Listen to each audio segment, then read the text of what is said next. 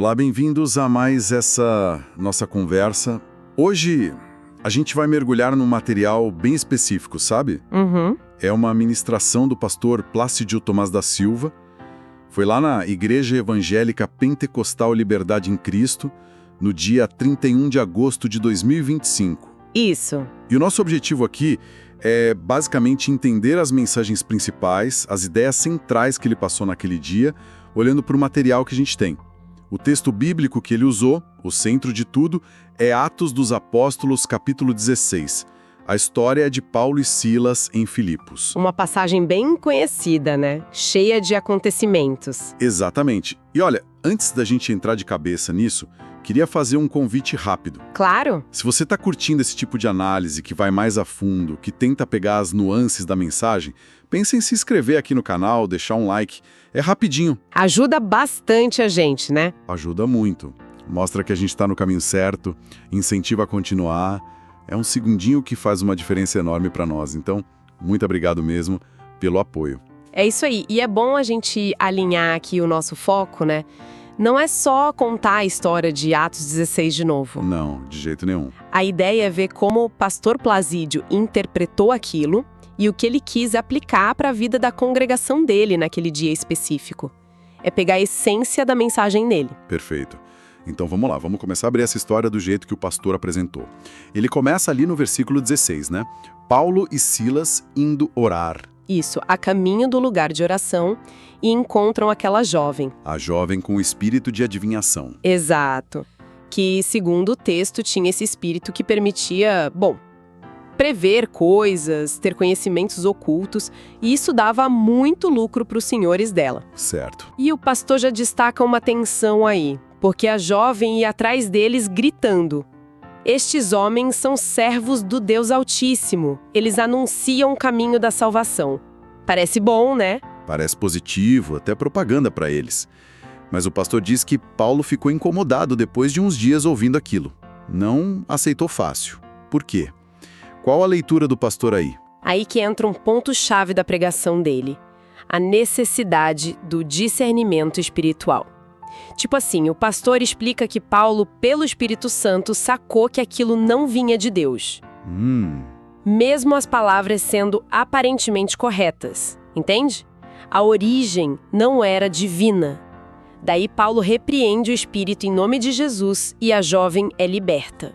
E o pastor conecta isso com alguma outra passagem? Sim, ele vai direto para 1 Tessalonicenses 5, versículos 22 e 23. Aquela parte que fala para se abster de toda aparência do mal. Certo, faz sentido. A lição que ele tira é essa: cuidado, nem tudo que parece bom, que soa espiritual, vem de Deus. Precisa de sensibilidade, de um discernimento que vá além do óbvio. Entendi. E essa libertação, essa atitude de Paulo acaba trazendo problema para eles, né? E como? Problema sério. Os donos da moça viram que a fonte de grana fácil secou, ficaram furiosos. Imagino. Aí eles pegam Paulo e Silas, arrastam para a praça, para as autoridades, acusam de perturbar a cidade, de ensinar costumes que não eram permitidos para romanos. O resultado: açoites, público e depois cadeia. E não era qualquer cela, né? Não mesmo. O texto fala cárcere interior, a parte mais segura e provavelmente mais desconfortável. E ainda colocam os pés deles no tronco, um instrumento horrível de madeira que prendia os tornozelos, causava muita dor. E o pastor Plácidio descreve isso de forma bem tensa, né? Sim, ele usa as palavras tribulação, provação grande. Ele faz questão de pintar esse quadro difícil. Os açoites, o sangue, a prisão escura, os pés presos. Pra quê? Qual o objetivo dele com essa descrição tão vívida? Parece que ele quer mostrar a dureza do que eles passaram, sabe? E, ao mesmo tempo, criar um contraste com a realidade da igreja dele, que ele via como mais tranquila. Mas a gente fala mais dessa aplicação daqui a pouco. Ok. E aí, mesmo nessa situação horrível, lá pela meia-noite, algo diferente acontece. Qual a reação dele, segundo a ênfase do pastor? Esse outro ponto que o pastor bate bastante na tecla. Em vez de chorar, reclamar, xingar, que seriam reações talvez mais esperadas, né? Paulo e Silas estavam como? Oravam e cantavam hinos a Deus. cantando na prisão depois de apanhar? Diz que os outros presos ouviam. Para o pastor, isso não é só conformismo, é fé ativa. É confiança em Deus mesmo no pior cenário possível. Uma escolha pelo louvor na dor. E é nesse momento de louvor que vem a resposta divina. Isso. O pastor descreve o terremoto violento, que abala tudo, abre as portas da prisão e, o mais incrível, solta as correntes de todos os presos, não só as deles. Uau! E o carcereiro? O carcereiro acorda no meio da confusão, vê as portas abertas e entra em pânico. Pânico total, né? Sim, ele pensa, pronto, fugiram todos. E ele sabia que, pela lei romana, a vida dele estava em jogo se os prisioneiros escapassem. Então ele pega a espada para se matar. Desespero puro. O pastor enfatiza muito esse momento. Mas Paulo impede. E essa conversa entre Paulo e o carcereiro é o clímax da narrativa do pastor, certo? Com certeza. É o ponto alto. Paulo grita, não faça isso, estamos todos aqui. O carcereiro, ainda tremendo, pede luz, entra e se joga aos pés de Paulo e Silas. Tira eles de lá e faz a pergunta-chave, que o pastor destaca muito. Senhores, que preciso fazer para ser salvo? Atos 16, 30. E a resposta? Direta, poderosa e central para a mensagem do pastor. Crê no Senhor Jesus Cristo e serás salvo tu e a tua casa. Atos 16, 31. Essa frase vai ser a base para muita aplicação que ele faz. Ok, entendemos a estrutura da história contada pelo pastor: discernimento, sofrimento, louvor, intervenção, salvação. Agora, vamos para as lições que ele tirou disso para a igreja naquele dia. Você mencionou a questão dos planos de Deus versus os nossos. Sim, o pastor volta um pouco na história de Paulo. Antes de Filipos, Paulo queria ir para outros lugares. Ásia, Bitínia. Mas o texto diz que o Espírito Santo, o Espírito de Jesus, o impediu. Certo. O pastor usa isso para dizer, olha, nem sempre o nosso plano é o plano de Deus. Não é que Deus seja arbitrário, mas é preciso estar atento à direção dele, mesmo que não faça sentido para a gente na hora. Filipos só rolou depois da visão do homem da Macedônia. Para ele isso mostra que Filipos era o lugar certo, mas exigiu que Paulo abrisse mão dos seus planos e obedecesse. Interessante essa ênfase na obediência à direção divina, mesmo quando não é óbvia. E isso volta para o tema do discernimento, que você disse ser bem central para ele. Muito central. Ele retoma isso com força, tanto na história da jovem adivinhadora, quanto nessa questão da direção de Deus para as viagens de Paulo. Ele até cita 1 Coríntios 14, que fala sobre muitas vozes no mundo. Para reforçar que nem toda voz é de Deus. Exatamente. O alerta dele é: precisa saber distinguir a voz de Deus das outras vozes, mesmo que usem linguagem religiosa, como a da jovem. Cuidado para não ser enganado. E ele usa até uma experiência pessoal para ilustrar, né? Isso sempre marca. Sim, ele conta de uma vez, numa reunião de oração, ele percebeu, pelo discernimento, que uma manifestação lá que parecia ser em línguas não vinha de Deus. E ele teve que intervir, repreender o espírito. Nossa! Ao contar isso, ele quer mostrar que essa necessidade de discernimento é real, é pro dia a dia, e que o engano pode ser muito parecido com o verdadeiro. Ele fala, exige muito cuidado, muita vigilância, oração e discernimento para não ser confundido. A história de Filipos vira o exemplo bíblico disso. Fica bem claro o peso desse alerta. E o outro tema forte foi a perseverança na tribulação, usando o sofrimento de Paulo e Silas. Qual a aplicação principal aí? Aí ele usa o contraste de propósito. Ele descreve de novo os açoites, o tronco, a prisão. Isto é tribulação, provação grande. Ele repete, para quê? Primeiro, para mostrar a fidelidade deles no meio da pressão. Segundo, para comparar com a situação da igreja que o ouvia.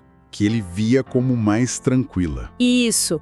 Ele diz algo como, olha, por enquanto, a gente não tem do que reclamar. Graças a Deus estamos livres dessa tortura, dessa perseguição dura. Então não é só contar a história. É um chamado à gratidão, talvez um alerta para não reclamar à toa. Exatamente, funciona como um espelho. Ele convida a congregação a olhar para a própria vida, que ele via como mais livre, sem perseguição física tão severa, e a ser grata. E talvez a não se abalar com problemas menores, lembrando do que outros passaram. fortalece a resiliência, sabe? Entendi.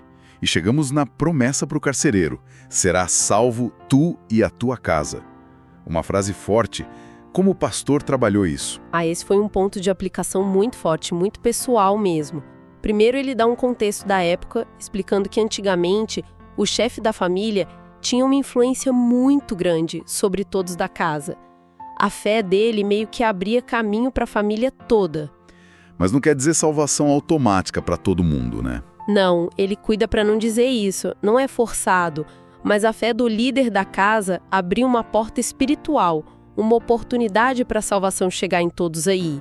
Ele usou outros exemplos da Bíblia para isso. Usou, falou de Cornélio, lá em Atos 10, o centurião romano. Pedro vai pregar para ele e Cornélio junta a família, os parentes, os amigos. E enquanto Pedro fala, o Espírito Santo vem sobre todos eles. Creram, foram batizados. O pastor usa isso para mostrar o potencial da fé de um para impactar a casa inteira. E de novo a experiência pessoal dele entra em jogo. Exato. O pastor Plácido conta a própria história. Diz que a família dele vinha de um fundo católico, depois espírita. Uma situação espiritual que ele descreve como ruim mesmo. Ele foi o primeiro a se converter. E depois dele? A partir daí, ele conta que, com o tempo, outros foram vindo. Foi um, foi o outro, foi outro. Ele diz que hoje, muitos na família servem a Deus, os que já morreram e os que estão vivos. Essa história pessoal dele dá uma força enorme para a promessa tu e a tua casa. Mostra que não é só teoria, ele viveu isso. Torna a aplicação bem direta para quem está ouvindo. Muito direta. Vira um chamado à fé mesmo. Ele diz para os ouvintes: creiam nessa promessa para suas famílias. Ele insiste, tem que crer. Assim como o carcereiro creu e a casa foi alcançada rápido, o pastor incentiva a crer que Deus pode fazer o mesmo por eles. A salvação começa com um, mas pode se espalhar para a família. Mas ele também fala que pode levar tempo, né? Isso é importante. Sim, ele pondera isso com cuidado. Diz que nem sempre é como o carcereiro, que foi na mesma noite. Às vezes a pessoa se converte e leva anos, décadas orando, dando testemunho, até os outros virem. Mas, segundo ele, a promessa continua valendo. Você crê nele, Jesus, e Jesus vai salvar sua casa. É esperança com chamado à perseverança na oração pela família. Resumindo então essa mensagem do pastor Placídio, lá de 31 de agosto de 2025. Foi uma leitura de Atos 16 focada na fé sob pressão, na importância do discernimento espiritual nesse mundo cheio de vozes e na esperança da salvação familiar, né? Da pregação deles são: primeiro, a urgência de ter discernimento para saber o que é de Deus e o que não é, ainda mais quando o engano parece sutil. Segundo, a resposta certa na dificuldade não é desespero, é fé, é louvor, como Paulo e Silas. E terceiro, a confiança de que a fé de uma pessoa pode sim abrir a porta para a salvação da família toda, mesmo que leve tempo e exija persistência.